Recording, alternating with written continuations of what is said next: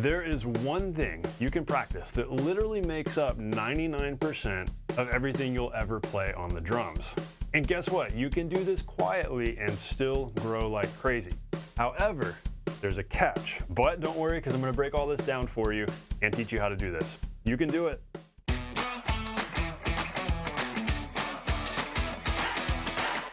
Hey, welcome to The Non-Glamorous Drummer, where I help you become the musician who sounds awesome with a band and sounds great nailing songs and doing all the fun stuff we want to do on the drums. And I help you do this by teaching you the core drumming skills that really matter and they get you faster results in the practice room. These are the non-glamorous skills. This is the good stuff.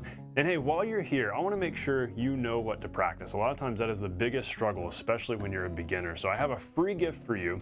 I want you to go and download my 3-part practice routine for the busy drummer. This outlines the 3 core areas, the 3 main things. If you practice these 3 main things, you're gonna grow like crazy, and your practicing is gonna stay balanced and you're gonna be able to reach your goals and do all the stuff you wanna do. So go grab this guide. You will grow a lot faster when you know what to practice, and you can get focused and get way more done in less time, even if you're busy and you've just got like 30 minutes a day.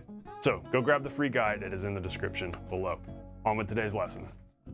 I'm assuming if you are hanging out here with me today, you've got a problem, and that problem is that you can't make noise. You can't practice loudly, or at least if you can't practice loudly for very long. You've got limited time windows when maybe you can make a little bit of noise, while your neighbor's at work, or a little bit of noise here, but the times that are probably more convenient for you to practice, you can't make all the noise. You can't play the drums at night. And so that is frustrating. I feel you. I totally get the struggle, because I lived in an apartment for 2.5 years. And I really struggled at first figuring out, how do I grow? Like, how do I not lose skill while I'm living in an apartment? And this really was challenging. I tested out a lot of different practice gear, which we have other videos about here on the channel. There are some great gear options out there that can help you out a lot with this. But today, my goal is to give you something you can start using and doing immediately, regardless of what gear you have. So spending $0. So I struggled for a long time. I was trying to not disturb my neighbors and figure out, how can I prepare for this gig? How can I keep my chops going without making noise? And then I stumbled upon something. I realized, you know what? If I practice this one thing, it actually carries over into everything else. And it actually helps me in every other area. And what's so cool is I've heard this from students as well, who have told me, hey, I practiced this and everything felt better at the gig, which is a really awesome thing when we can find something that efficient that we can practice and then it carries over into everything else. So what is this? You have to know the most universal, important thing that you need to practice, which is singles. Now, we could stop there, and unfortunately a lot of teachers do stop there and say, practice your singles. Okay, let's move on to doubles. Well, singles are extremely important for a lot of reasons, and there's more we have to unpack here, because it's not so much the fact that you're practicing your singles, it's how you're practicing them. In order to extract all of the good stuff, all the value, all the growth potential out of your singles, you've got to practice them the right way. And so really that's what we're going to get into today. The reason why singles are so important, just think about this. You saw on the thumbnail how 99% of drumming, 99% of the stuff we play is built of singles, because if we're keeping time and we're playing boom, cha, boom, boom, cha, well, our right hand is going to be playing singles if we're keeping time.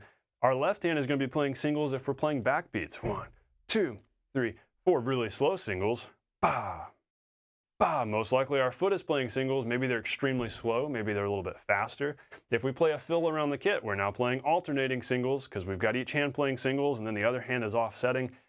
Unless you're playing a buzz roll, unless you're just playing something ridiculous, you're pretty much always playing singles. And so if you can get really good at singles, you're going to get really good at pretty much everything you do on the drums. Also, here's another really cool thing. Great pocket and great feel. That's kind of an elusive thing for so many of us. Professional sounding, professional feeling groove. That comes from singles. High quality singles, that is. And so we can use our singles to practice time and dynamics, because if you get really good time and you get really good dynamics, those two things come together to equal really great feel and really great pocket.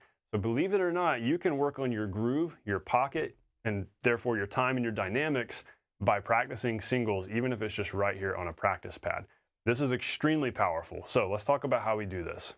So like I alluded to earlier, we've got to practice our singles, but it's not just the fact that you do it. It's all in how you do it. And this is kind of the catch. Earlier in the introduction when I said, but there's a catch, but I'm gonna help you with this. This is kind of the catch because I've known too many drummers to sit here and practice their singles and play on the pad a little bit and then check the box and then move on. That's not really gonna get you anywhere. You've got to be very intentional and very proactive and active about how you practice this. We don't wanna be passive in our singles practicing. I've heard it said before, I've heard it taught before to, practice your singles while you're watching Netflix. That way you get the repetition in and you're building strength.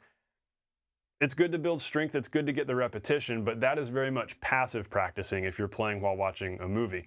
I'm not saying that's always a bad thing. There's got to be active practicing too, though. You need to be paying attention to what you're doing, listening, and practicing at different tempos and different dynamics. And that's pretty much what we're going to do here. That is the how. The catch here is that we're not just practicing singles, we're going to intentionally practice slow singles, fast singles, loud singles, and soft singles. And in order to do this well, we're having to make some adjustments to our grip along the way. Otherwise, you end up running into trouble. So let's get into a little more nitty-gritty detail as we break this down. So the first thing I want you practicing are just medium volume, medium tempo singles where our number one focus is grip and the hinge point right here, forming that fulcrum point right here on middle finger and thumb so that we can swing the stick back and forth like this and be nice and open and relaxed. So we've got this full rebound happening, but I'm not hitting hard. It doesn't take much to get a full rebound. This practice pad is an Aquarian Super Pad. I love these. It's got a good amount of springiness, but not too much. I highly recommend these, but whatever pad you've got will work. Your snare drum will work. Just turn the snares off, maybe throw a towel over the top third, and you can practice singles pretty softly there. But if you are having to practice quietly, I do recommend invest in a good practice pad because you'll definitely use it a lot. I know I've used this one a ton, and it is my favorite. So we want to just practice relaxed, medium dynamically, medium tempo-wise, singles. We're not really thinking about any specific tempo here. We're kind of just focusing on getting a loose, relaxed motion. This is so important because if you want your playing, if you want your groove when you play songs, if you want it to feel steady, not only does your time need to be steady, but your dynamics need to be steady. That's critical and often overlooked, that it's not just steady time that creates a great feel and a professional feel from a drummer, it's also steady dynamics. And the best way to get to practice steady dynamics is just sitting here and practicing singles and making sure they're not, haphazard like that. And making sure they're nice and steady, and that starts with having loose and relaxed grip, because when your grip is relaxed and you've got this smooth motion, you don't have to try hard to play with a regular dynamic, and that's what we're getting at here. And so practice that nice and loose. And then what you're gonna notice, so as you get faster, we're gonna try not to get louder, but let's just talk about going faster. You're gonna need to close your fingers around just a little bit, but we don't wanna get tight. What you can do is allow the fulcrum to slide up your finger. The reason that's powerful is because that allows your thumb to put more pressure on the stick without having to work as hard. It's the whole steak doneness analogy. If you're having to reach your thumb across here, you've got the well done steak here, that means that muscle's pretty tense. But if it's only reaching to here, well, that muscle's still pretty soft. So you can exert more pressure from your thumb right here than right here without as much effort. Hopefully that makes sense. So what we want to do here, if we're playing very relaxed, we can have our fulcrum way out here when we're not playing fast, when we're not playing loud. But as we get faster, or as we get louder, we want to slide that fulcrum point up to here so that we can put more pressure here. That's pretty much the firmness we need, because otherwise the stick is going to fly out, you're going to lose control.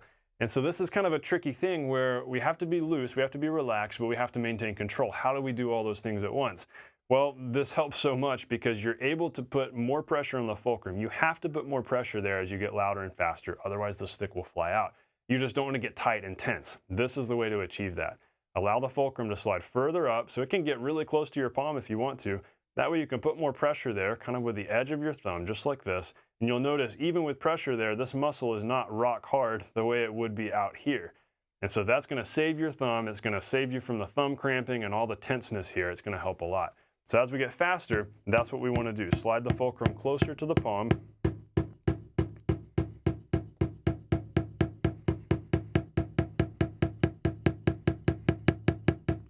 And the same is true for as we get louder. So let's go back to that original tempo where we were about right here.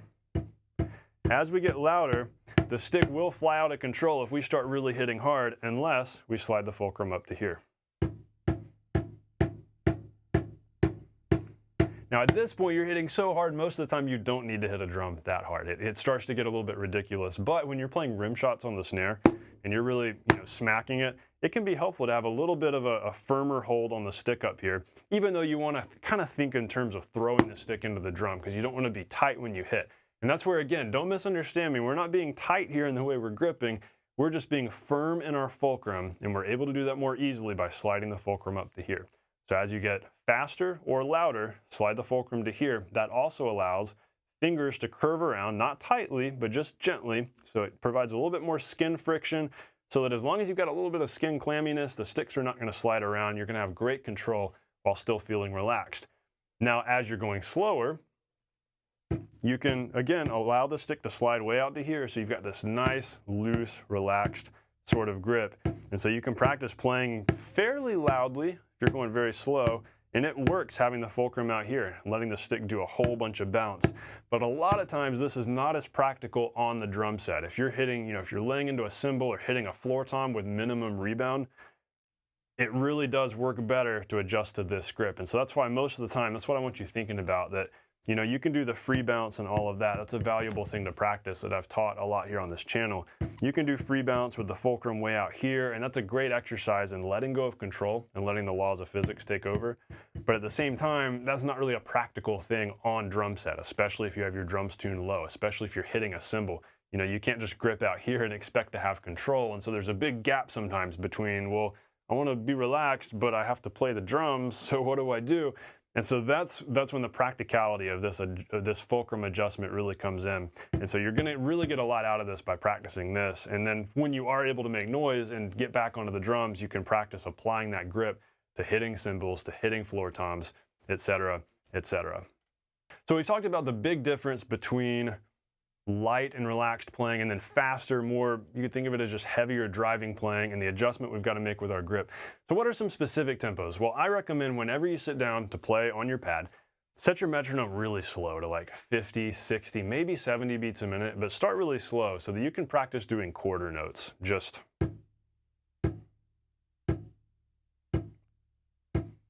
like that, slow quarter notes. Practice them softly. And by the way, when you get soft, we didn't talk about super soft a minute ago, but when you do that, you can have your fingers more gently wrapped around the stick and play more from your wrist. Because if you're playing super soft, the stick doesn't need to move around a bunch. So you can be more firm in the way you grip. Not tight, but just firm. Just like that. This is an exercise in patience. Practicing playing slowly and softly, but practice those quiet quarter notes like this. And as you get louder, we're opening up the hand a little more, allowing the stick to rebound more. And then go to eighth notes. Do those super soft down here where we've got the firmer grip with the fingers resting against the stick, playing from our wrist. As you get louder, it's more of just that open, loose kind of motion where the fulcrum is about right here. And then as we get really loud, we're going to allow the fulcrum to roll back to here.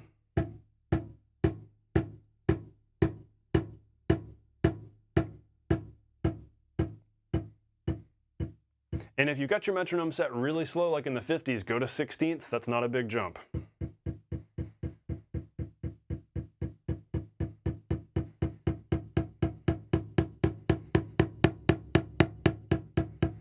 If it does feel like a little bit of a jump, like going to 16ths at 60 is too fast, set your metronome to like 80 or 90 and do eighth notes. Again, it's not rocket science. Just find the tempos that are making sense here. And if you practice those different subdivisions of quarters, eighths, you can even do triplets like 1, let 2, let 3, let 4, and then 16ths, 1, E, and 2, E, and you can get crazier with it and do different subdivisions. But if you do that, you don't have to choose as many tempos. You can stay within a small tempo range and get a lot of practice in terms of rates of playing and how many notes you're cramming in there. And so you don't have to go through every tempo, if that makes sense. So you can camp out in that 60 to 90 range and practice quarters, eighths, 16ths. You could also do some triplets in there too. So the big takeaways here, big things to keep in mind as you're practicing this. Allow your fulcrum to shift as you get louder and faster. Pick a super slow tempo. Start with quarter notes. Practice them very softly. And then louder, and then loudest. You can do a crescendo where you gradually get louder, gradually get softer, or you can start and stop and do specific dynamics, and then another dynamic, and then go a little bit faster. So if you start off with your metronome at, say, 55, then do that same thing again at 65, quarters, eighths, 16ths. super soft, super loud, back to super soft, and then go to 75, 85. By then, you've pretty much covered all the different rates of playing, and if you've been paying attention, focusing on loose motion, relaxed grip no matter what, smooth dynamics, and staying with your metronome with steady time, that is all going to translate so well to the kit. I remember hearing from a student that one time they had to be away from their kit for like 3 weeks, and so all they practiced was this. This was all they did on their practice pad. And I remember what he told me was that he then got to the gig 3 weeks later expecting to feel like the kit was a little bit foreign and kind of feel uncomfortable after just practicing singles on the pad. But he said that that gig felt so good. Everything felt so good and so relaxed as he was playing because his hands knew what to do and had automatically good time, automatically good dynamics because he had put in that 3 weeks of singles practice on the pad. And so that's exactly what I've noticed, what I've felt. This is what the student felt. And so this can be you too. Even if you've got to practice softly, and you're constrained to quiet practicing most of the time, practice your singles. It will pay off and will translate to almost everything you ever play. So I hope this has been helpful. Hey, as we wrap up, question for you, do you have to practice quietly? I'm guessing yes, or else you wouldn't still be here with me watching this lesson. Tell me what your practice setup is like. That's what I'm curious about. Tell us about your practice setup, whether you've just got like a single practice pad, or if you've got some of the low volume cymbals, or you've got mesh heads. We've got other videos here on the channel about all of that gear, which is definitely something you should look into if you're having to practice quietly a lot. This is just something to do on the go anytime and get you started with right now. So I'll see you in some of those lessons, which I'll link below. But I hope this has been super helpful. Keep up the good work, keep up the practicing. I want you to be empowered and encouraged to practice well and effectively no matter what. Know that you can do this. Stay non-glamorous. I'll see you on the next lesson.